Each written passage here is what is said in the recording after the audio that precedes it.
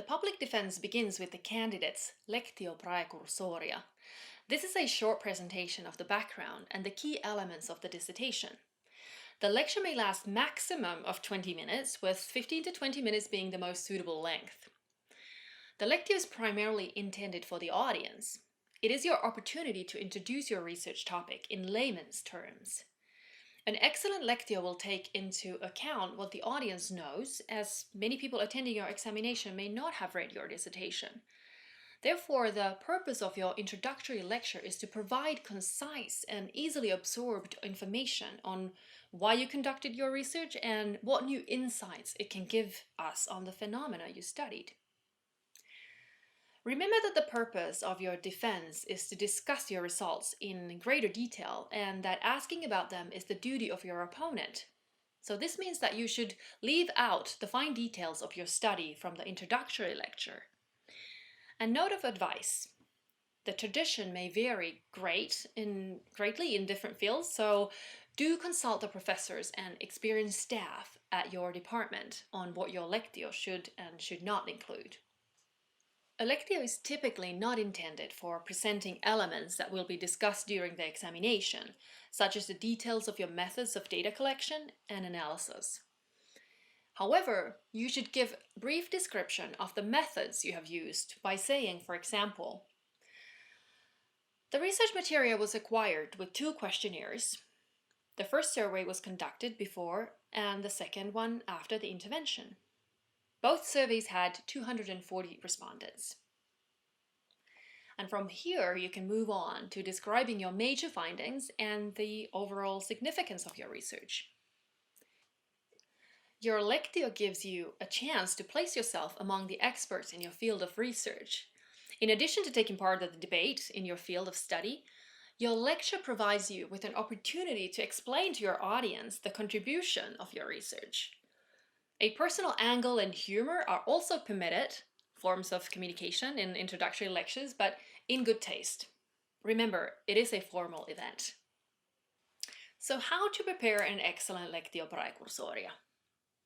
Well, one way to start to write your introductory lecture is to remind yourself of the reasons you first decided to write your doctoral dissertation.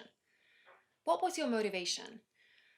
Perhaps you chose a hot topic at a time, or you discovered that there was something missing from the research literature in your field. Maybe you wondered why no one had studied the topic before. What is the missing link between the 2 phenomena or known facts? What would happen if someone were to combine these 2 approaches? And so on. Start with what moved you or called you for action. What provoked your thoughts or what you found puzzling? Or maybe you began writing your doctoral dissertation because someone suggested an interesting topic, or you were accepted into a research group. These are also valid reasons. In the latter case, you should focus on the scientifically justifiable questions that you can now answer with your research.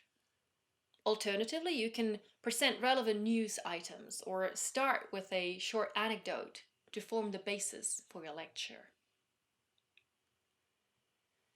The better your audience are able to understand the content, the goals, significance, and role of your study as part of your field and the scientific world in general, the better equipped they will also be to follow the public defense that begins after your lecture. Here are some useful tips. You should not copy passages straight from your dissertation to form your lecture. In other words, don't read out loud the introduction to your thesis, even though it can provide excellent material for your lecture, including the reasons why your research is necessary and relevant. You should utilize the existing material, but rearrange the information into a coherent whole for your lecture. You should also not use your lectio to thank the people and institutions that supported you during your research, and nor should it be used to apologize for things like minor typing errors.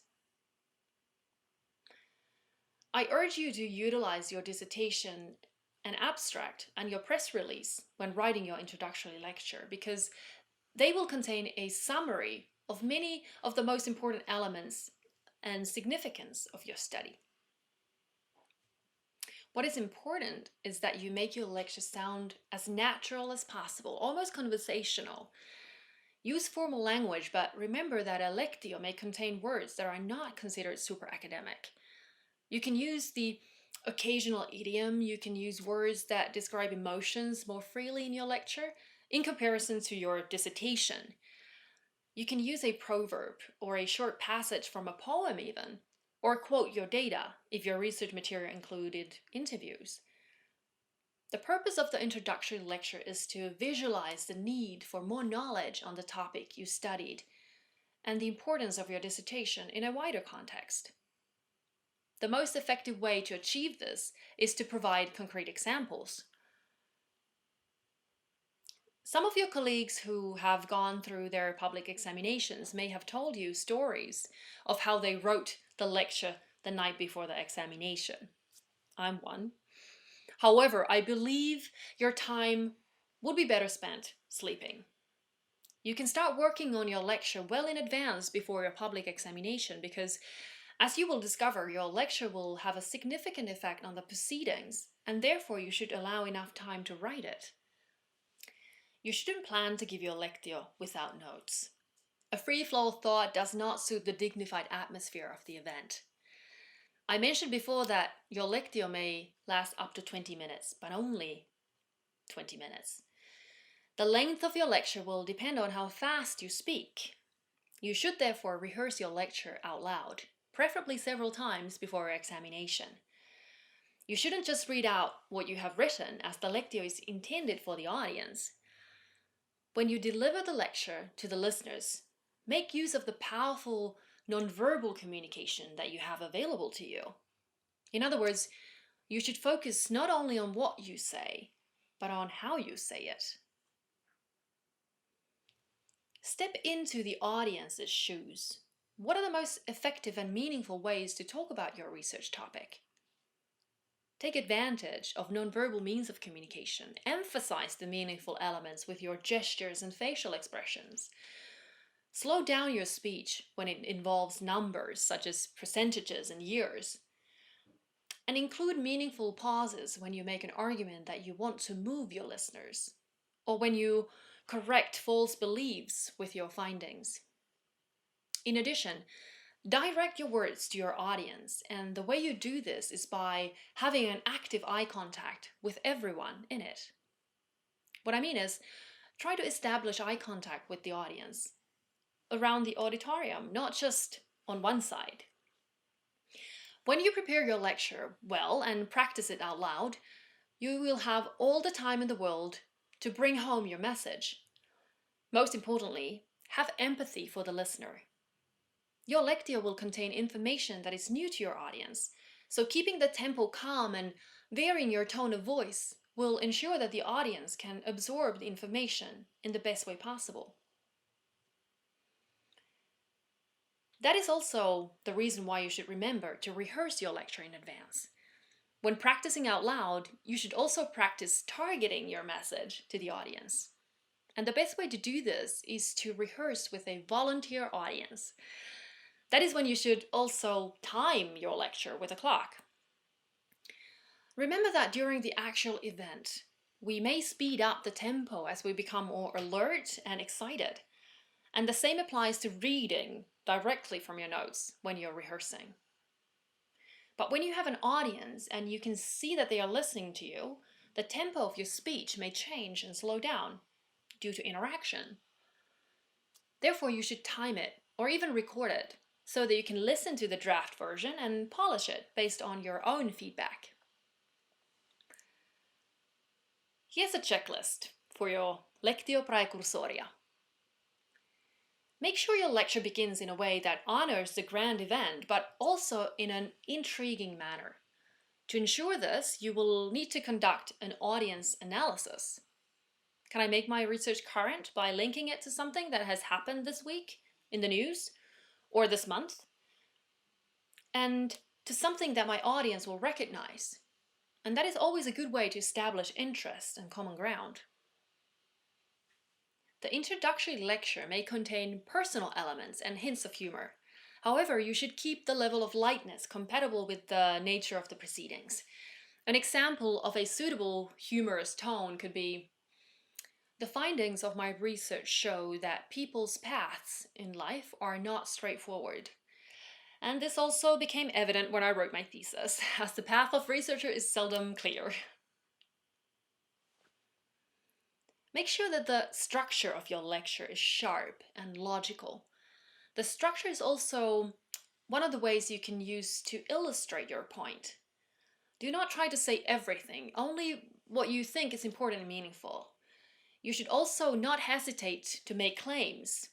This is your examination day, and you're the best expert on the conclusions of your dissertation. You cannot know which elements your opponent will decide to discuss, but during your lectio, you will have the opportunity to emphasize those things that you would like the audience to remember.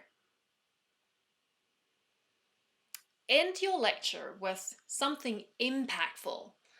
The last few words carry a lot of weight, and you can give yourself a boost for the rest of your examination with closing strong. A well-written, prepared, and presented lectio sets the mood for the beginning of your defense interaction with your opponent. After the opening lines, your lecture is the first verbal element of the whole public examination. Therefore, it has a vital communicative role and should be well thought out. In a way, you have the power to set the tone for the day. A good lectio is easy to understand without any visual aids, such as PowerPoint slides. A lectio praecursoria is therefore not a scientific conference presentation. There are, of course, differences between various fields of study, and you should adapt my tips to suit the traditions of your own field. An image or a graph accompanying and illustrating a point that you're trying to make can be of great help when the topic is complicated and requires the audience to remember the relationship between various concepts or elements during a public defense. However, at its best, a verbal presentation is strong, so strong that visual aids become secondary. Trust in the fact that your lecture is interesting and you possess all the knowledge. If the audience focuses on you throughout your lecture, you can also gain energy from them during your examination. I recommend using note cards and writing down your lectio on them. I will tell you what I did. I used A5 sized cardboard or thicker paper, and I printed out my lecture on these cards and glued them on the thick paper. Note cards are visually more attractive than large sheets of paper, and if you're nervous, they might flap. Please note, you should use a large font size, for example 16 or 18. This will allow you to quickly glance at where you are and what you would like to say next. If you compile the cards so that each new card contains a new topic or paragraph, you can create a natural rhythm for your speech. Remember to number your cards. This will make it easy to rearrange them and continue talking if you should happen to drop them. You can also try other methods, such as colors, if you think this will help you to remember the content of your lecture. Use whatever means will help you to ensure that you will be able to deliver your lecture to your audience.